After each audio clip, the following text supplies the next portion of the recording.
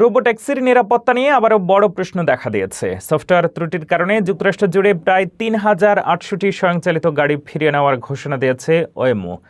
Federal রেগুলেটরদের মতে এই গাড়িগুলোর সিস্টেমে এমন একটি ত্রুটি ধরা পড়ছে যা বন্যার পানিতে বড় ধরনের দুর্ঘটনার ঝুঁকি তৈরি করছে। ন্যাশনাল হাইওয়ে ট্রাফিক সেফটি অ্যাডমিনিস্ট্রেশনের তথ্য অনুযায়ী ওয়েমোর পঞ্চম এবং ষষ্ঠ প্রজন্মের ড্রাইভলেস গাড়িগুলো প্লাবিত রাস্তায় পুরোপুরি থামতে ব্যর্থ হচ্ছে। গত ২০ এপ্রিল একটি খালি রোবোট্যাক্সি বন্যার পানির তোড়ে ভেসে যাওয়ার পর এই তদন্ত শুরু হয়।